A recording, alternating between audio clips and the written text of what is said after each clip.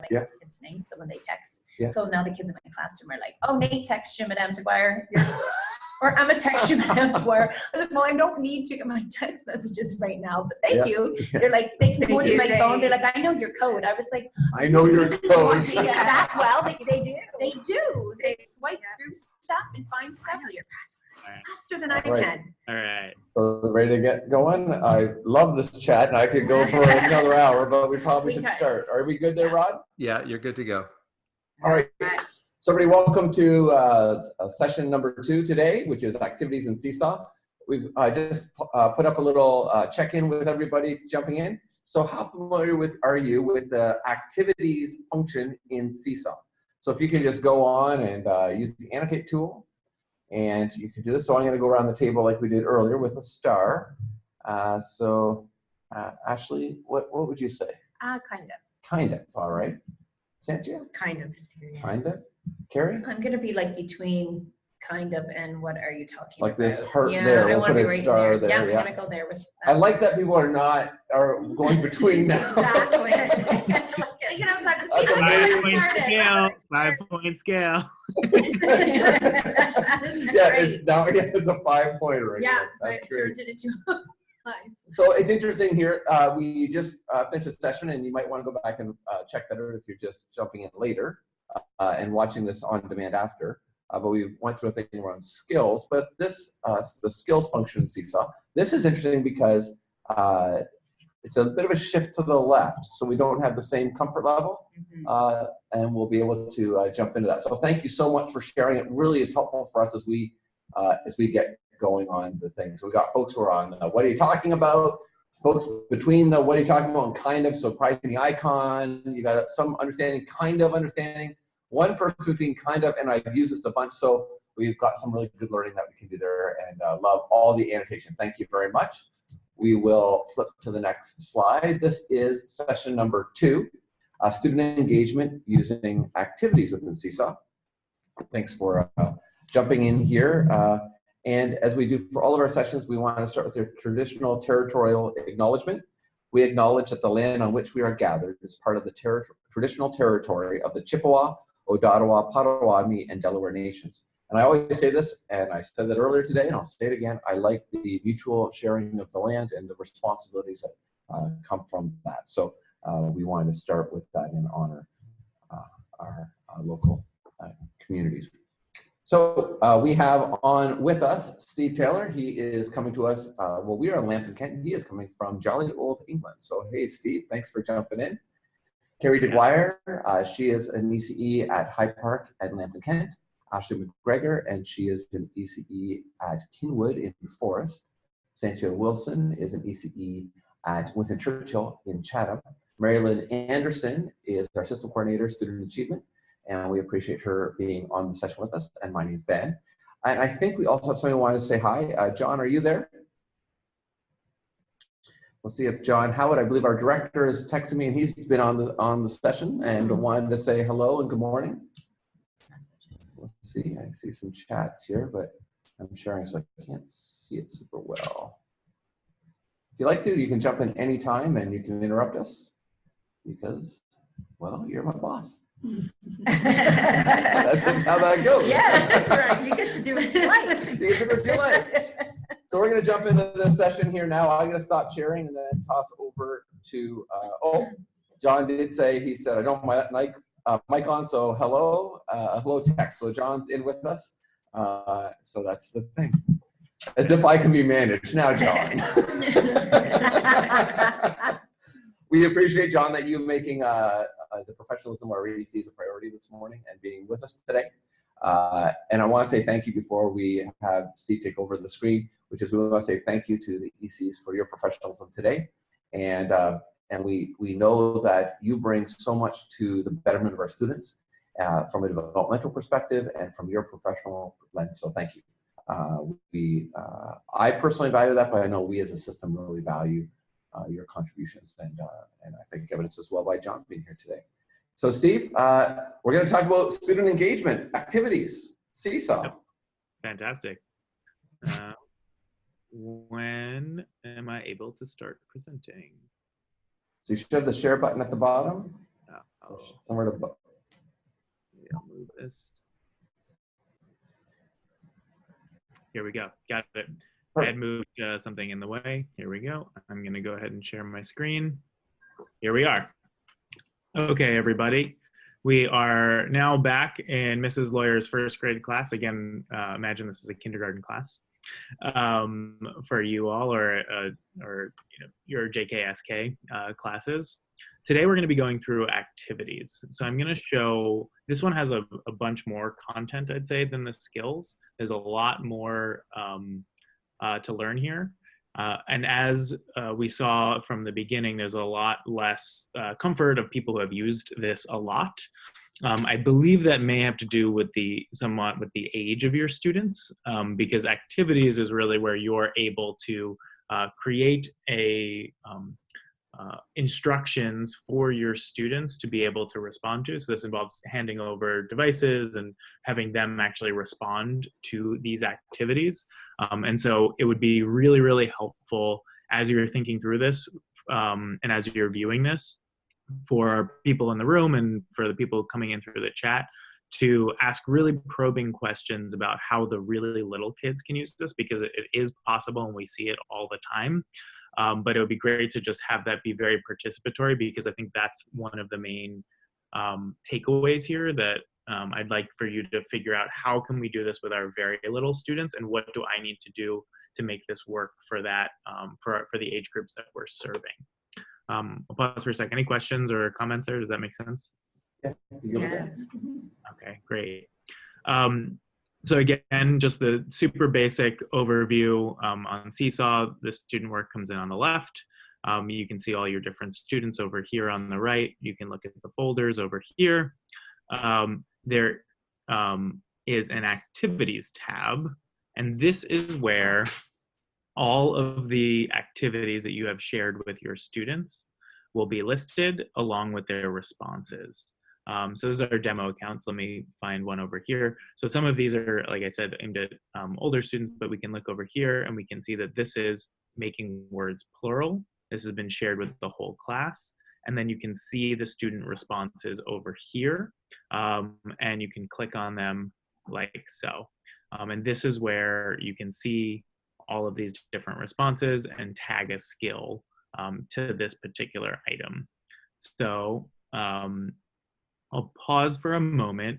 So this is what you will see as a teacher when you share out a skill, when you share out an activity and the students respond.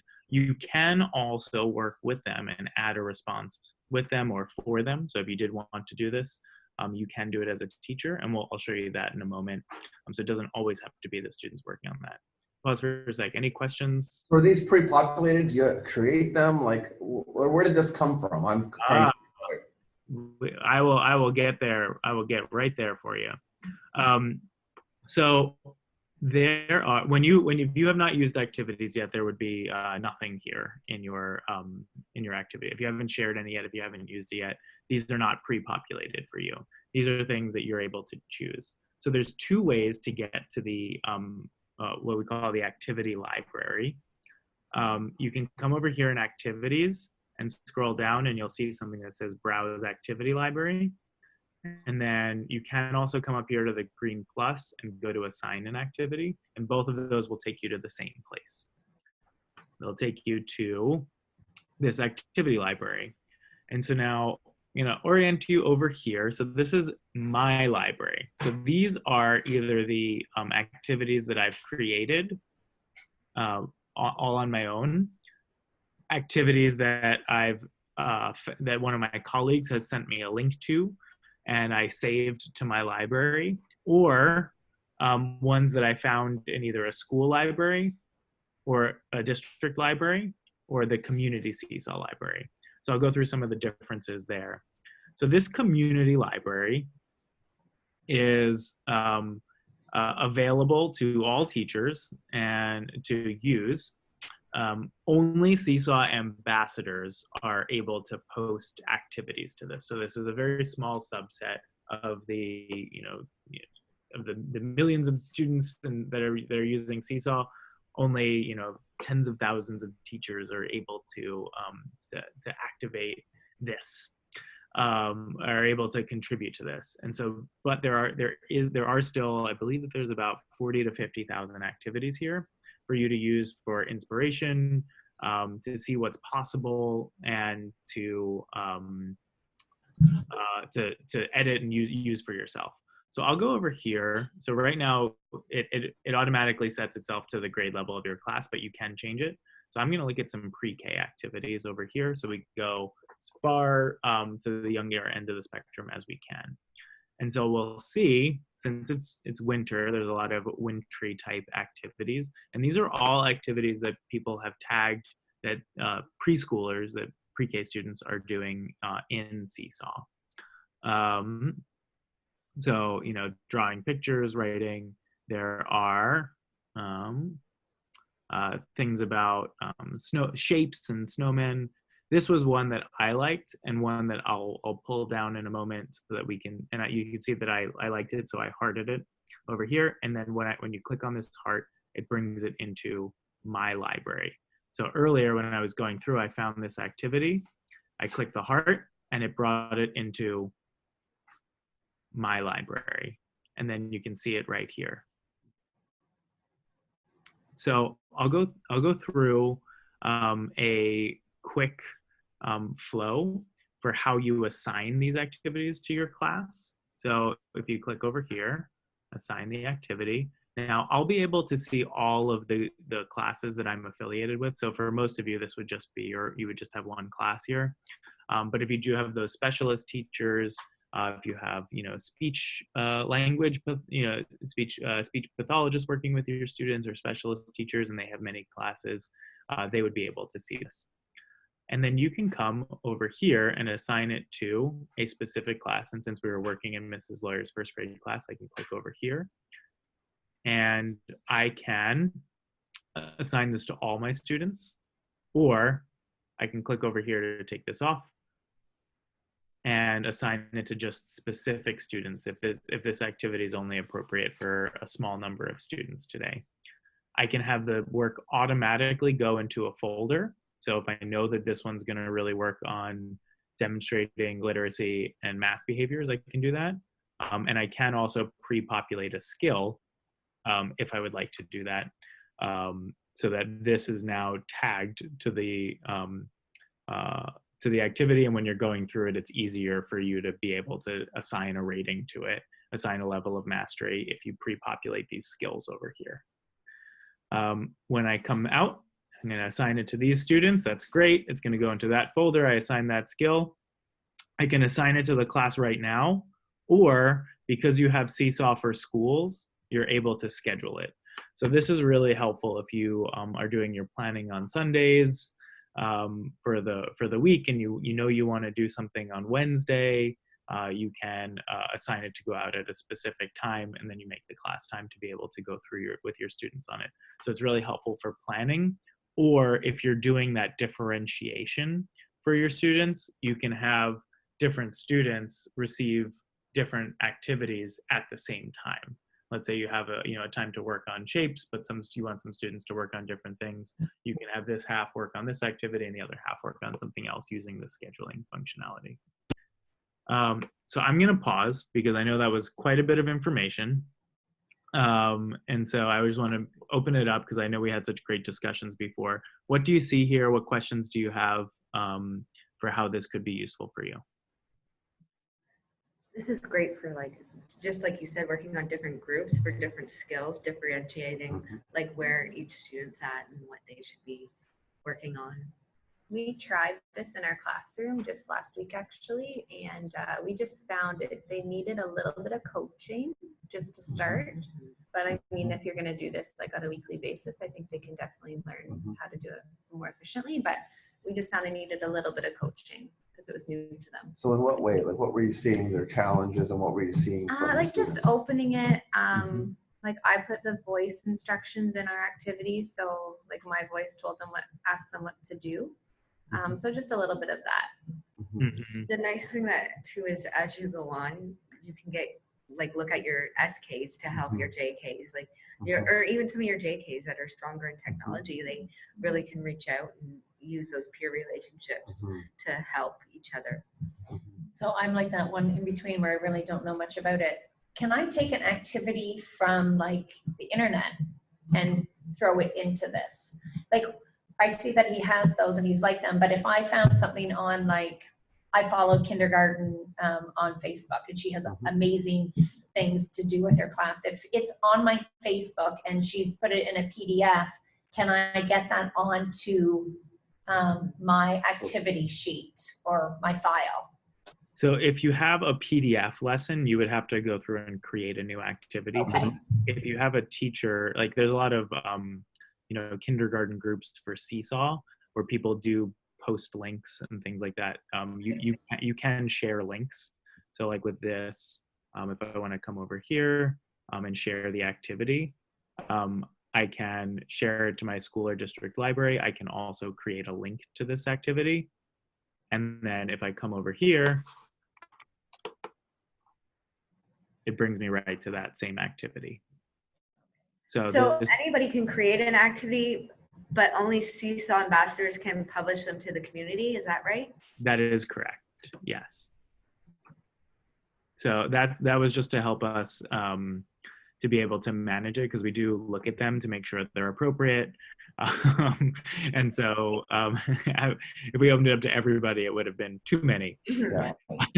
So Can parents view the activity? Is a question from Ross K.A. in our so chat. parents will be able to see the student work when it's finished. So when you assign this out, the students respond to it, and then it goes into their journal. The parents don't get to see the instructions at this time.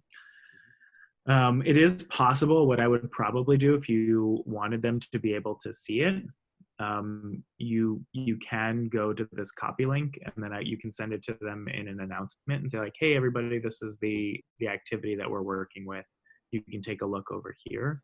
That's, I'd probably get that link and then come to my inbox and send a family announcement with that link. Sorry, that was the bell here at Wyoming where we are today. Yeah. Yeah. So you're able to do that if you really want them to be able to view the instructions, etc. But at this time, they'll be able to view the student response, but not the prompt and the instructions.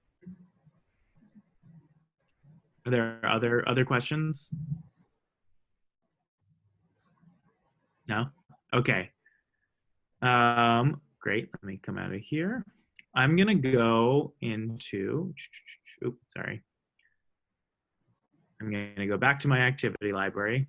I'm gonna first show you how to edit an activity. That's probably where most people will start, is editing an activity.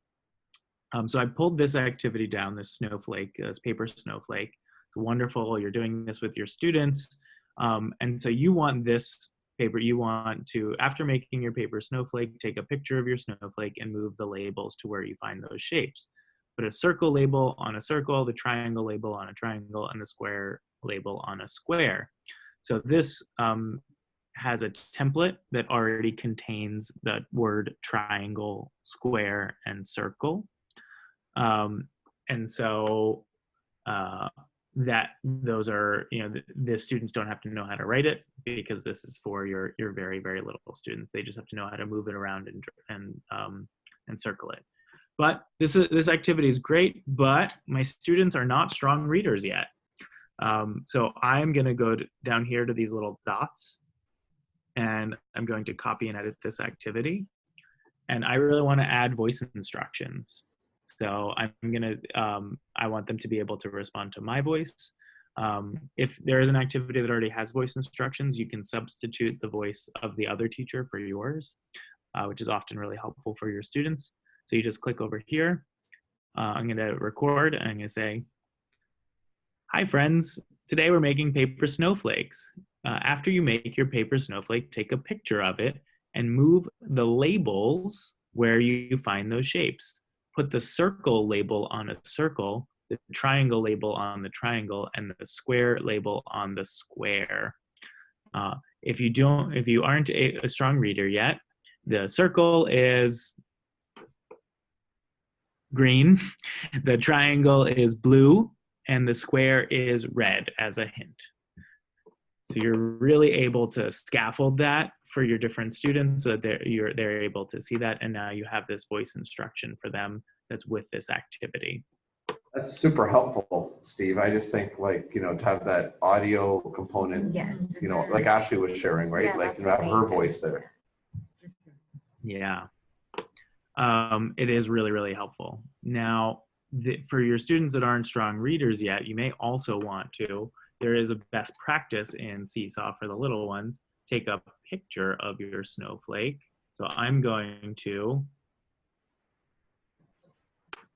reformat this a little bit so that I can insert icons. So this is in the SeeSaw Help Center. So this is just help.seesaw.me. And I can actually put this into the chat for everybody, just so you have this, maybe. It's hard to get to the chat sometimes when you're sharing, Steve. It is. I will get to the chat later. My apologies. But we can, if you come to the SeeSaw Help Center and you just go to help.seesaw.me and you type in icon, SeeSaw icon shortcut, it'll take you right here.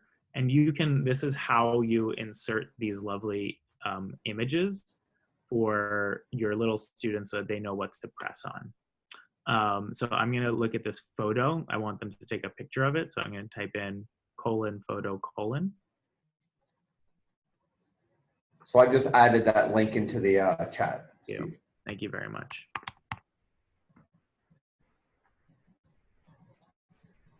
Take a photo of your snowflake and move the labels to where you find those shapes.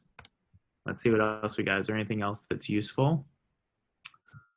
We're not, usually the microphone is really good if you want them to be able to do this. They're not making a label here, but if you want them to make their own labels where they're writing their own words, then this text is really helpful. There's just really strong, there's really good instructions for everything over here, for all the iconography in SeeSaw, so that your little students are able to follow these instructions as well. So now I've been able to add that. Let me save this. And now we can see, take a picture of your snowflake. So you can see how it came up there for the students to know what to do.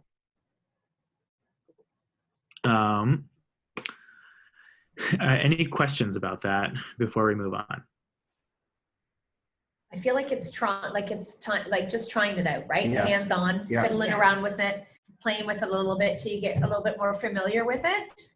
Yeah. Makes lots of sense. Your first step is to take one and then edit it just Yeah. to get comfortable with what Right. you're doing with this Mhm. function. Yes.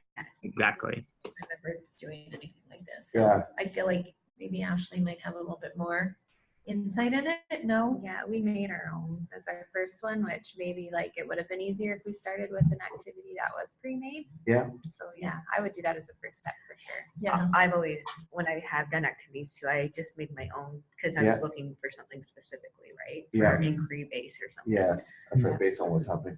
And the question, maybe this can be to our group here, can you use the guided access feature for iPads when providing activities to be able to see if the students are on task? I'm not sure. The only the iPads that I use that have SeeSaw, I really only have SeeSaw on them Yeah. for that purpose Yes. because I want them to be used as a tool. So Right. So I think you can do the guided access feature to log to the SeeSaw app, Yeah. but so that's, you can still log to the SeeSaw app, I'm not sure, but not within a feature within SeeSaw, but certainly within SeeSaw itself. like Like the iPad. Santa itself. said, for that purpose, Yeah. having one thing is good there. Can we create activities and save to our school and district files, or just our own is the question that. Yeah. So when you create your own activity, by default, it just goes into your library. So I see how I just made a copy of this. So I took down Carlos, and that you can see that over here. But then I, Professor Minerva McGonigal, have now made my own copy over here. And so if I wanted to take this, if I made this and I'm like, ooh, this is great, I really want to share this with the other JKSK teachers in my school, I can come over here, I can look at the activity, click on these dots, share the activity, and then I can share to my school and district library. I believe that you only have that you don't have the district library is something that we have to enable. Yeah. I'm not sure that we have that enabled for you yet. We're not enabling that yet, but the other Yeah. part is because of that idea of like you can get the activity link, the sharing is a great thing. It's just how do we do it instead of a crazy amount of sharing that just gets too Right. much. Yeah. So like, you know, that conversation back and forth, like Carrie was chatting about the fact that there's 5 ECEs at High Park. So, you know, there could be a conversation, here's something really used, and sharing those links back and forth. You know, Stacey said there was 2 ECs that she's one of a partnership of ECEs at Winston Churchill, as is Ashley at Kinwood. So I think, you know, that's a great way to share those things as well, those links as well, Steve. Yeah. Usually with the district library, because you have so many different schools, you want a strong process to be able to vet and things like that. So it's very common to not have it turned on at this point, but you will all have a school library, so you can share them within your school. And then like Ben said, you can just share them with these activities. So you just click over here. You can, if it does have multiple grade levels, if it goes across multiple grade levels, you can do that. You can tag it with different subjects. And then this is where you choose which school to share it with, and you just click share and it will go into that library. And I'll do that. Great, been submitted. And so then we would be able to actually find this in the school library. So these are ones that my fellow teachers have found useful in our school, sorted by grade level and subject. So you're able to see all of those.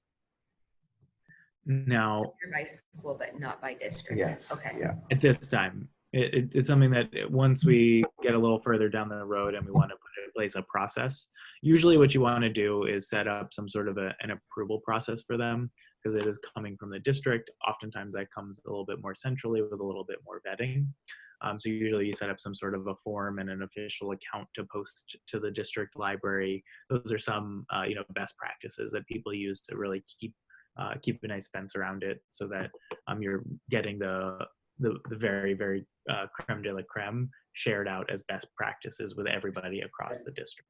A good point. We got a point here in the chat around you have to share iPads because they're different versions of the software that runs based on the version of the iPad. So just, it's important to understand what those limitations are or aren't as you're planning these type of activities. And I think that's a really good point. We wish we had all the newest and greatest everything all the time, but just knowing what that is. It might be a couple iPads, it might be a single iPad, it might be 5 iPads, but it just depends on what versioning and activities that way. Yeah. And in the Help Center, there is also information on which operating systems are supported. And another question in the same vein here, Steve, when things are shared to the school, do they automatically populate to a large pond, I guess just a large group, or are they specific to grade, division or grade, or organized in some manner? So when you post to the school, they'll only be available to the teachers that are in your school. And they usually, when you come over here, so you'll note that my class is a first grade class, and so by default it filters them to first grade. And so now I'm only looking at the first grade activities. I can change that. So if I wanted to look at different grade levels, let's say I have a student who's really advanced and I want to look at a third grade activity and see what they're doing up there, I can do that. But by default, it shows you the ones that have been tagged as appropriate for first grade. So you can use those drop down menus to go find things for your grade level, for your subject. Exactly. Yep. Okay. That's right. Thanks. And then if you did want to share some things to your school library, this is really helpful as well. I'm going to come back over here and look at that same activity. And now because it's mine, I get another option, and it's edit the activity.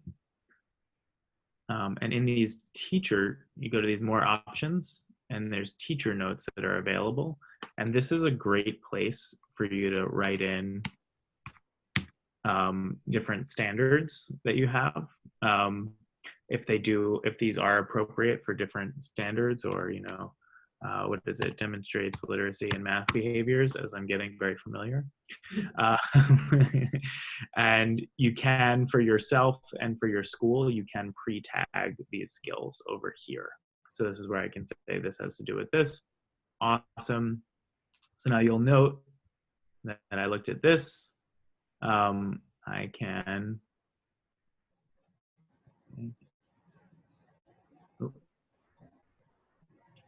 so you'll note that I tagged it over here, and I also wrote the standard over here. And I'm going to save this. And that's because when you come to the school library, now this is the one fun little live demo. Let's see that this works. This is a new feature that we just released, K.09. So now you'll see that when you put it in quotes like this, that it searches for the exact term, and it pulled up just this activity. You can, if you do write in the teacher notes, and you tag it, then your the other teachers in your school can search by those standards. And similarly, for if you wanted to find activities that had to do with demonstrating literacy and math behaviors. That's a little bit more advanced, these sort of search features, but it is really helpful to know that it's available as you're posting things to your school library, to pre-tag them for others to be able to just pick them up and run with it. So see, if you're moving school, so I'm assuming that these activities are attached to the user, like the EC or teacher that creates them. Mm-hmm. Is that accurate? So it kind of sits with that user and they own those activities? Yeah, so if I have my activity library, so if I moved schools, this activity library would come with me. Perfect. If I did upload something to my, let's say I worked in school A this year, and I uploaded it to the school and district library, and then I moved to school B next year, the activity would still be available in this library because it sort of got copied over there into this school. So it would still be associated there. So I'm going to toss this to our three ECE professionals. So I'm thinking how we have this set up is that, Carrie, you have a login, and then the teacher that you have a learning partnership with has a login. So you're probably not going to be able to see each other's activities that same way. So I'm just thinking like that's probably school sharing. How would you do that, or how would you share that back and forth with your teaching partners, Mike? Thinking of our ECE and teacher. Through the school sharing, I Yeah. would think through that library you would be able to see. Can you search by educator that uploaded, or no? Like when you're going through the school? Let me take a look here. I'm not sure that you can. I'm testing out though. I'm wondering though if you had one of your iPads set up where you could log it to, like one of That's them where what your we activities do are personally just in our one. room. Is like my device is logged in with my own SeeSaw account, and then my iPad is like our SeeSaw account that everything kind of all Goes the parents in, right. message and everything, right? And usually, like if I do need to send a message, I'll just send it on the iPad and write Mrs. Wilson or Right. whatnot. Just wondering if that's what you do with your one. You have an iPad where you Yeah. have your shared activities on so that you could access them whenever each other wanted, right? Instead of doing it on your own personal one. There was something there that, yes, I think that's one option. And then the other option is writing in your name into the teacher notes, Right. because then you can search with that in the teacher notes. It's just, that's just probably a bit of a hack that way. I was just looking at the activity me and Brittany did, and we both can see the activity and we both can edit it. Okay. Just because we're both usernames It's on on the that classroom. classroom, right? That's good. Because like I'm Right. joint with hers. I feel like you share like it should be because everything is shared Yeah. on it, right? Yeah. I can see what Alyssa posts, you can see what I post, right? So yeah. Fantastic. Now, since a lot, as a few of you mentioned, you have very specific use cases that are really, really helpful to just create something specific for your needs. So again, I'm going to come here to my library, and if I click on create a new activity, you have a blank canvas. And this is where it can be really helpful.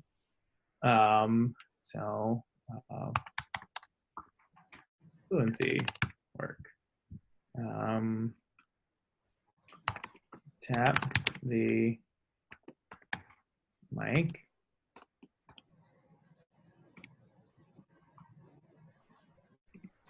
Microphone.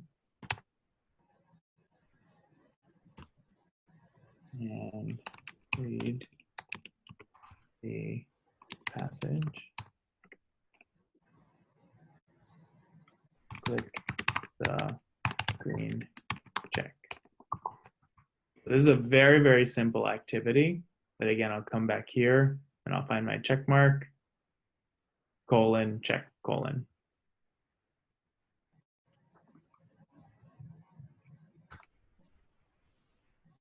Great, I'm gonna add this. Tap the microphone, read the passage into SeeSaw, and click the green check mark. So now you have a quick voice instruction. Now I'm gonna take a photo of this lovely book that we can now take a picture of the passage for my students. Here we go.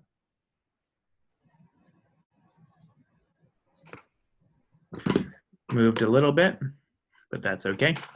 So now this is a really great way to get your fluency checks for your students. You're able to do this. There we go. Save.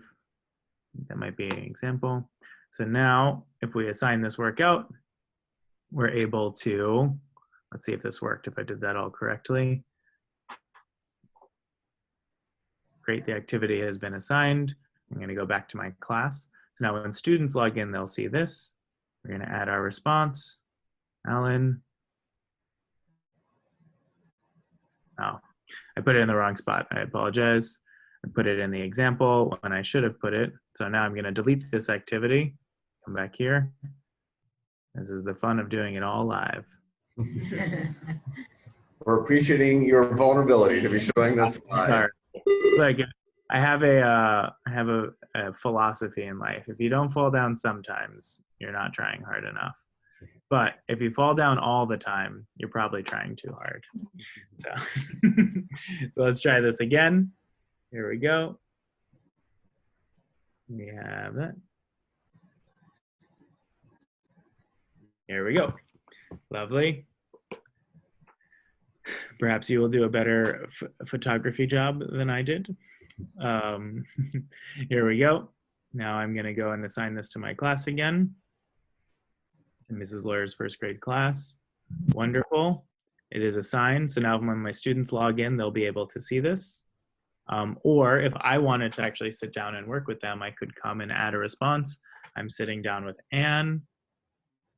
And now she's able to see this. They're going to tap, they can view the instructions right here. And they can see, tap the microphone, read the passage, click the green check. Great. So here we go. We're recording in 3, 2, 1. Mrs. Bunny cleaned the house and kept it snug and neat. And then she'd do her shopping from the shops along the street. Done. I'd probably put that in the instructions as well. And then here we go. We're able to click the green check. And now that student's work has been uploaded into Anne's journal. You can also find it in the activity. So if you want to look at all the students as they've created this work, you can listen to Anne reading over here. Mrs. Bunny cleaned the house and kept it snug and neat. So you can see it all right here. And it also goes into her work in her journal. So it goes into both places for you to be able to see. I feel like this is a great tool for reading, right? Mm-hmm. I'm thinking reading in my classroom for this, where they can open up the iPad and do it on their own. I mean, I don't have 29 students, you do. Yeah. So to have like 6 or 7 students be able to get this done in the morning, that you don't really have the time to like kind of get to be able to look at it later on to see how they're doing is huge, huge, instead of having to always do that one-on-one with them, right? Yeah. It's a huge time saver, a class time saver for you to have them do this. But then you also get a few other benefits, which is that they get to listen to themselves Right. reading. So they can follow along, they can hear it. So they get a little bit of self-reflection. And then I'll show you, there's another activity that I pulled out that builds on that over here, where you can have them, take a picture of a passage, or you can take the picture of the passage. And then since you have SeeSaw for Schools, you have multi-page, and on the next page they can assess themselves if they have the ability to. So they'll circle, I think I got it all right, I did that, or you can do that with them, so you can show them what they did, so you can have this self-evaluation if you want them to be able to see that themselves. Just a thought on other things to add a little bit more reflection on it.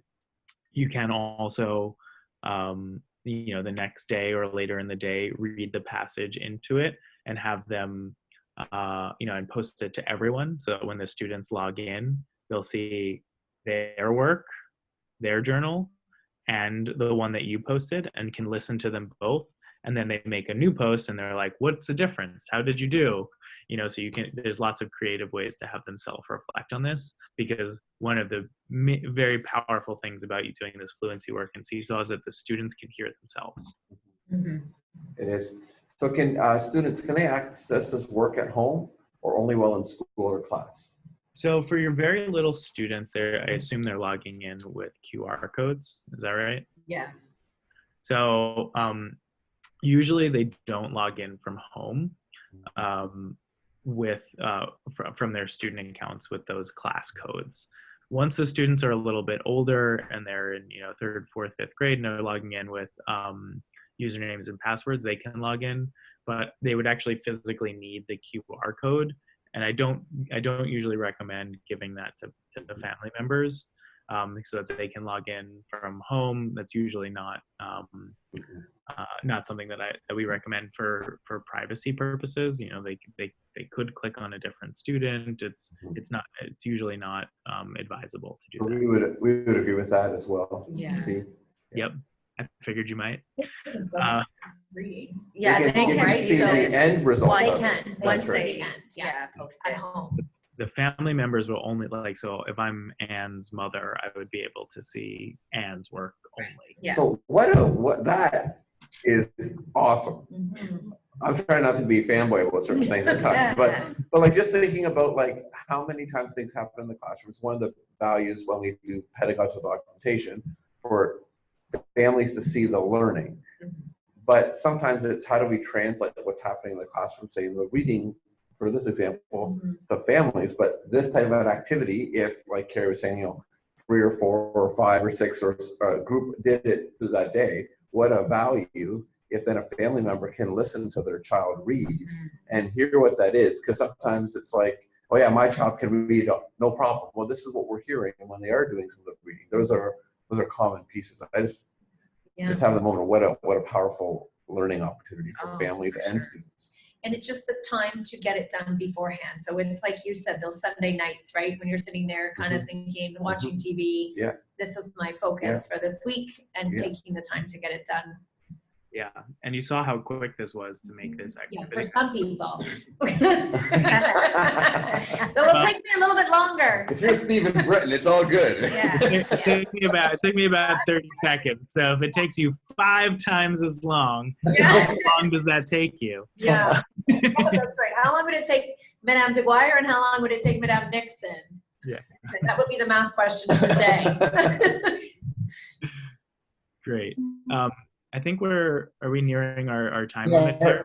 I'm not sure there's any kind of essential pieces. We can go over a couple minutes, but we have that's kind of a soft timeline, but that we have been looking for that 45-minute thing. So like you've given us a lot of really good stuff there. What are anything else that's key to kind of have going forward? I think that pairing this, I'm trying to think, with activities, like definitely go and browse, the activity library. There are some really, really good things in here. in this community activity library. It's good for inspiration. Usually I don't recommend just like taking things wholesale and pushing it out to your class. It's good to reflect on it and see how it would work, but there's some really, really creative things in here that will just showcase the creative tools, etc. So if you're really not sure, spend some time there. You'll get to see how people are doing it, and then that will really help you to get a leg up on the on how, some really cool ideas there for your grade level specifically. So I'd spend a little bit of time there. But again, you saw just how easy it is. If you can only do it for one thing, do it for your reading fluency. Do it for shapes and circles and things like that. To have the students working on it. But always, I really like using the record button for like whatever they're doing. Have them record their thoughts, because when you see their drawings or you see what they did or their work, having them record their thoughts and their reflections is really where a lot of the power of SeeSaw comes in, because you can hear new things that you wouldn't have understood before. Great point from Bright's Girl. Part of being a pedagogist is critically thinking about the learning, what is happening, why this learning is important, and the collaborative discussions around this type of research methodology.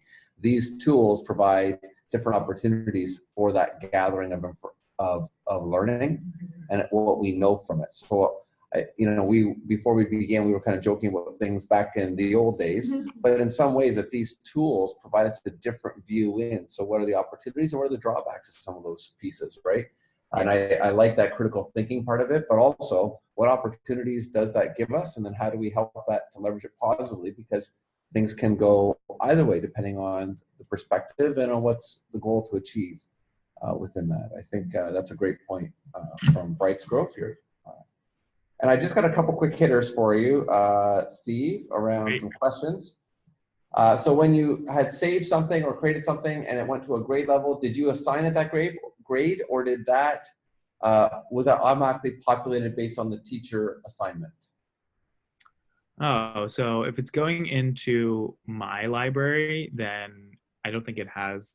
It's just in my library. So yeah, the grade level I'm teaching. Yeah. But if I did want to share this out to the school library, that's where you have to say what grade levels it's appropriate. So I'm going to share this. Click over here, share, and then you can see grade levels. Makes sense. Yep, and you can choose multiple if it's appropriate to pre-K and K. And so when you upload this, right in this moment, so you upload this to the school library, are you uploading a copy or you're uploading a template that others are downloading? They're not changing your original activity, are they? Like, that's correct. They're not changing it. So they can download it. So let's say this is my, I'm uploading it to the school library here. Great. Now I can find it in my school library. And if I were a different teacher, so I can actually show you this from the community library. So, over here. So I didn't make this one. But if I want to edit this, this is not, this is great, but I can't edit the activity. I can only copy and edit it. Okay. Makes sense. But once I created it, if it's in my library, the one that I just created, you'll see that I don't have to create a copy of it. I can just edit it. Yeah. Those are just a few lingering things in the chat, so thanks for that. Last thoughts about activities before we go to our wrap-up slides from our panel of ECE experts in the room here. Well, we know that kids like to do things on their own, and we know the power that they have when they're successful with doing something by themselves. And when you give them this tool, I feel like I can see their little self-esteems like coming over to show you what they've done, and the end results of their work is just enough to feel like you want to do it, because it would make your life a little bit easier and it empowers them. And I feel like when you're teaching them in kindergarten about this, as they go up throughout the school years, they're going to get better and better and better at it and be able to access it so much easier, right? Yep. If everyone's doing it, it just becomes part of their learning. And the openness and the ability to create your own activities, I think that's really great for your inquiries and your project-based learning and whatnot, making it your own and to your child's level. Yeah. So, we've learned about skills, tagging, bringing that pedagogical part of the documentation in and linking it to some of the learning foci that we have within the expectations, then this has provided an idea to how do we engage students and really engage students in the process. That's been kind of nicely wrapped up here by our group. So that really was the purpose of today, is to go into those kind of things. Any last thoughts from you before we jump into my slides there, Steve? I guess just one. This is just a quick plug over here when you're talking about training your students on how to do things. When I'm adding a response, this view instructions up here is your friend. They can always review them again. They can listen to it again. So this is a really important thing early on, to have them understand that they can use this. Because between clicking on it and looking at it, they immediately forget at the age groups that you're working with. So they'll need to internalize it, 3 or 4 times before they get it right, but they can do it on their own when they do that. Okay, thank you. I'll get you to maybe release the share button and I'll start sharing mine. Oh yeah, here we go. Go ahead. Okay, share away. Boom, I found the button. Good news for everybody. Thank you, Steve. We appreciate that, but we want to hear from our EC colleagues across our district and from anyone who took part in this. We open this up to everyone. So the URL today for the second session, we would like both because they were different content, very different in what we're trying to do, actually, I think, in both. One was around a certain pedagogical documentation view. This was maybe a more complex piece of the activities. So if you can go to this tinyurl.com/seesaw2020-2 for the second session of the day, that would be really, really appreciated. So please, if you can take a minute or a few today. We also are going to put forward an opportunity in both of those forms, so you can get a certificate. I can go to professional learning credits, all those kind of things, which we want to honor that process for everyone. So please take the time to give feedback. And I think it's really important to say thank you to everybody who took time today to be part of the session and be a learner with us. We know it'll take time to experiment and to grow knowledge. That's why we actually did this in the morning, and then there's a little more openness for the day, so that there can be time to go in and take the learning that you want to apply and try out. That's what I heard from each one of our EC panelists here today. We're like, okay, I need to go back and try this now, try this and that, because sometimes, but thank you. We appreciate the professionals of our ECEs and what you bring to our classrooms and that perspective. But we need to explicitly say thank you to Steve, who joined us today and was willing to jump in on short notice and be willing to fail a bit, but not every time. So we're in real learning there. So thank you, Steve. We appreciate that. It would be we would be very remiss though if we didn't say thank you to Ashley, Santia, and Carrie. Their expertise and their willingness to be visible learners together actually mirrors what Steve was modeling for us as well. I think it's important to be sharing as we go on our thinking. And as folks know, as we've been doing different sessions and having different ECs, we want to capture and share lots of thinking from across our district, because we have lots to learn from the expertise within our system, as well as from across the pond in England. So thank you, Steve, and thank you, Carrie, Santia, and Ashley. Thank you. Thank you.